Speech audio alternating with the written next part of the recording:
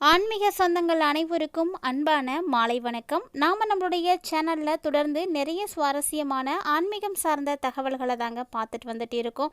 அந்த வரிசையில் இன்றைக்கி என்ன பார்த்து தெரிஞ்சுக்க போகிறோம் அப்படின்னா, ஜோதிடத்தினுடைய கண்ணோட்டத்தில் ரொம்ப சிறப்புமிக்க மாதமாக இருக்கக்கூடிய புதிதாக பிறக்க இருக்கக்கூடிய ஆகஸ்ட் மாதம் எப்படி இருக்க போகுது, குறிப்பாக கன்னிராசினியர்களுக்கு எப்படி இருக்குது அப்படின்றத இந்த பதிவில் நம்ம தெரிஞ்சுக்க போகிறோம்.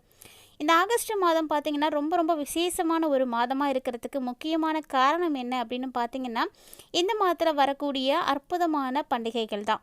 அதாவது இந்த மாதத்தில் ரக்ஷாபந்தன், ஜன்மாஷ்டமி, ஆடிப்பெருக்கு, வரலட்சுமி விரதம், விநாயகர் சதுர்த்தி அப்படின்னு பல முக்கிய பண்டிகைகள் கொண்டாடப்பட இருக்குங்க. இது எல்லாம் இல்லாமல் இந்த மாதத்தினுடைய கண்ணோட்டத்தில் ஆகஸ்ட் மாதம் கிரகநிலைகளின்படி பார்க்கையிலையும் ரொம்ப சிறப்பாக இருக்குது அப்படின்னே சொல்லலாம். சூரியன், புதன், சுக்கிரன், சனி இந்த கிரகங்கள் எல்லாமே ரொம்ப சிறப்பு வாய்ந்த இடத்துல இருக்க போகிறாங்க. அதோட குரு, ராகு, கேது, செவ்வாய் இந்த கிரகங்களுடைய சஞ்சாரங்களும் எப்படி இருக்குது, என்னென்ன மாற்றங்களானது கிடைக்க இருக்குது அப்படின்றத எல்லாத்தையும் தான் தொடர்ந்து பார்க்க போகிறோம்.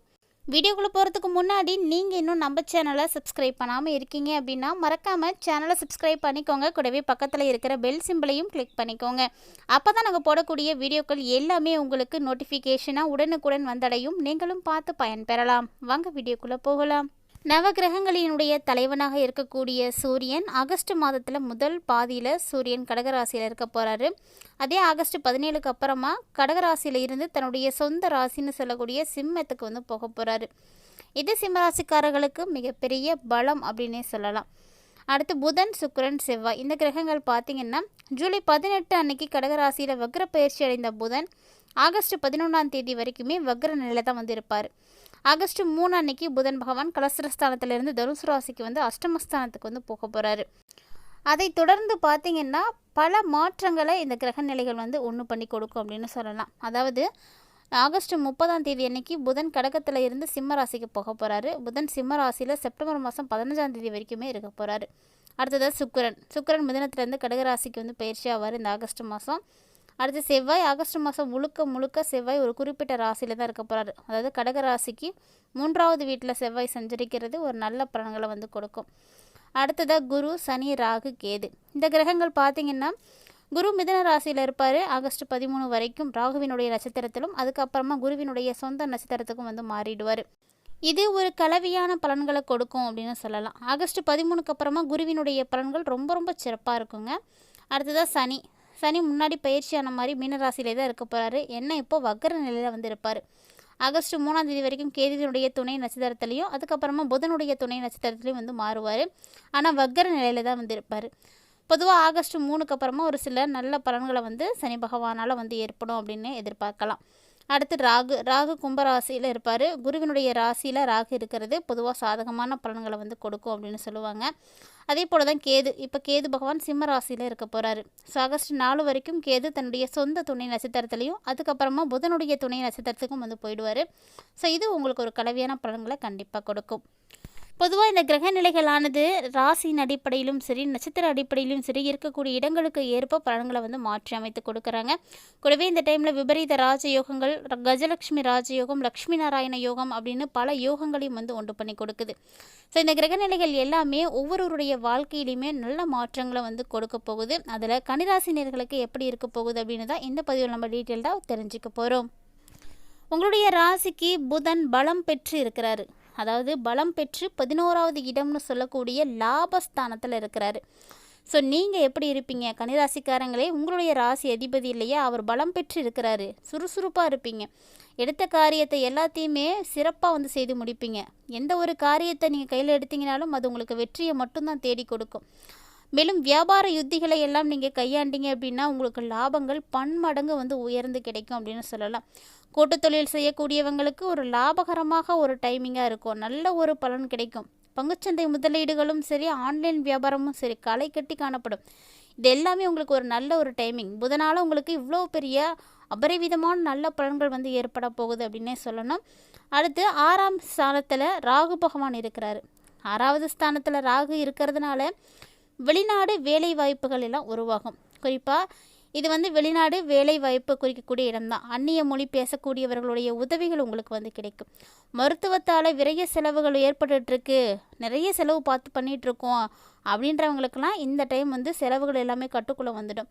திடீர்னு எதிர்பாராத வகையில் பணவரவு உங்களுக்கு ஏற்படும். இந்த பண வரவால் உங்களுடைய பண தேவைகளாக எல்லாத்தையுமே வந்து நீங்கள் பூர்த்தி செய்திப்பீங்க. அது மட்டும் இல்லாமல் ஆகஸ்ட் 17ஆம் தேதி வரைக்குமே சூரியன் 11வது இடத்துல தான் இருக்க போகிறாரு. 11வது இடத்துல இருக்கிறது உங்களுக்கு ரொம்ப ரொம்ப பலமான ஒரு இனம் தான். ஸோ அரசாங்க உதவிகள் கூட கிடைக்கும். நீங்கள் எதுவும் உதவிகள் வேணும் அப்படின்னா கூட அரசாங்கத்துக்கிட்ட இருந்து எதிர்பார்க்குறீங்க அப்படின்னா கண்டிப்பாக அது உங்களுக்கு நிச்சயம் கிடைக்கும். நம்பிக்கையோடு வந்து காத்துருங்க. அரசியல் செல்வாக்கும் பார்த்திங்கன்னா அதிகரிக்க ஆரம்பிக்கும். அரசியலில் இருக்கக்கூடிய கன்னிராசி நேயர்களுக்கெல்லாம் ஆகஸ்ட் 17 வரைக்குமே சூப்பராக இருக்குங்க. புதிய பொலிவோடு நீங்கள் வந்து காணப்படுவீங்க. முன்னாடி இருந்ததை காட்டிலும் இப்போ வந்து டிஃப்ரெண்ட்டான ஒரு ஃபீலிங் வந்து இருக்கும். 21ஆம் தேதி வரைக்குமே சுக்கிரன் 10வது இடத்துல தாங்க இருக்க போகிறாரு. 21ஆம் தேதி வரைக்கும் சுக்கிரன் 10வது இடத்துல பலவீனப்பட்டு இருக்கிறாரு. ஸோ குடும்பத்தில் அமைதி கண்டிப்பாக கெட்டு போகும். ஏதாவது ஒரு பிரச்சனை வரும். சொல்லப்போனால் கணவன் மனைவிக்குள்ளே இது வரைக்கும் சண்டை சச்சரவுகளே இல்லாமல் இருந்திருக்கலாம். ஆனால் இனி பார்த்தீங்கன்னா வாக்குவாதங்கள்லாம் ஏற்பட ஆரம்பிக்கும். இதில் உங்களுக்கு ஒரு பயம் ஏற்படும், பிரிவுகள் ஏற்பட்டுடுமோ அப்படின்ற ஒரு கவலை உருவாகும். நீங்கள் செய்கிற வேலையில் உங்களுக்கு ஒரு திருப்தியே இருக்காதுங்க. அதோடு மட்டும் இல்லாமல் வேலையும் பார்த்திங்கன்னா அதிகமாக தான் இருக்கும். இந்த ஒரு நிலை பார்த்திங்கன்னா உங்களுக்கு கொஞ்சம் வந்து கெட்ட பேர் எடுக்கிற மாதிரி தான் இருக்கும். ஸோ இருந்தாலும் குறிப்பாக பெண்களால் உங்களுக்கு அவப்பேர் உண்டாகுங்க. அதனால் கவனமாக இருங்க. கன்னிராசி நேயர்களை பொறுத்த வரைக்கும் இந்த டைமில் ரொம்ப ரொம்ப கவனமாக இருக்கணும். மேலும் 7ஆம் இடத்துல சனி பகவானுடைய சஞ்சாரம் இருக்குது. ஸோ குடும்ப உறவுகளுக்குள்ள விரிசல் நிச்சயம் விழும். உங்களுடைய எதிர்பார்ப்புகள் எல்லாமே வந்து பழிக்காது. எதிர்பார்க்காதீங்க எதையுமே. ஏன்னா உறவுகளுக்குள்ள பிரச்சனை, குடும்பத்தில் பிரச்சனை, சண்டை சச்சரவு அப்படின்னு நிறைய விஷயங்களை நீங்கள் இந்த ஆகஸ்ட் மாதத்தில் பார்க்குற மாதிரி இருக்கும். அதனால் குடும்ப விஷயங்களில் தான் நீங்கள் முழுமையான கவனத்தை வந்து செலுத்தணும். சொல்லப்போனால் யாரையுமே நம்பாதீங்க. யாரையும் நீங்கள் முழுமையாக நம்புறீங்க அப்படின்னா கண்டிப்பாக அதனால் பாதிப்புகளை பார்ப்பீங்க. அதனால் யாரையும் நம்பாதீங்க. 12வது இடத்துல கேது இருக்கிறாரு. உங்களுக்கு நிறைய ஆன்மீக எண்ணங்கள் உருவாகும். ஸோ உங்களுக்கு எப்போல்லாம் டைம் கிடைக்குதோ, எப்போல்லாம் உங்கள் மனசுக்கு கஷ்டமாக இருக்குதோ, எந்த விஷயத்தை நீங்கள் மறக்கணும் அப்படின்னு நினைக்கிறீங்களோ அது எல்லாத்தையுமே வந்து உங்களுக்கு சரி செய்யக்கூடிய ஒரே இடமாக ஆலயம் தான் இருக்க போகுது. அதனால் ஆன்மீக எண்ணங்கள் உதிக்கக்கூடிய நேரத்தில் நிறைய கோவில்களுக்கு போயிட்டு வாங்க. நீங்கள் கோவிலில் போய் உங்களுடைய நேரத்தை வந்து செலவீடு செய்யுங்க. ஸோ மனசுக்கு ஒரு நிம்மதி கிடைக்கும். நீங்கள் என்ன செய்யணும் அப்படின்றதுக்கான ஒரு வழியும் கூட பிறக்கும். அதனால் கண்டிப்பாக அதை ட்ரை பண்ணுங்கள். இந்த டைமில் பண விவகாரங்கள் எல்லாம் கன்னிராசி நேயர்களே முழுக்க முழுக்க கவனமாக இருக்கணும். சொந்தக்காரனாக இருந்தாலுமே கூட நம்பக்கூடாது. எப்படியாவது இந்த டைமில் பணம் விரயங்கள் உங்களுக்கு அதிகமாக ஏற்படுற மாதிரி இருக்குது. அதனால் எச்சரிக்கையாகவே இருந்துக்கோங்க.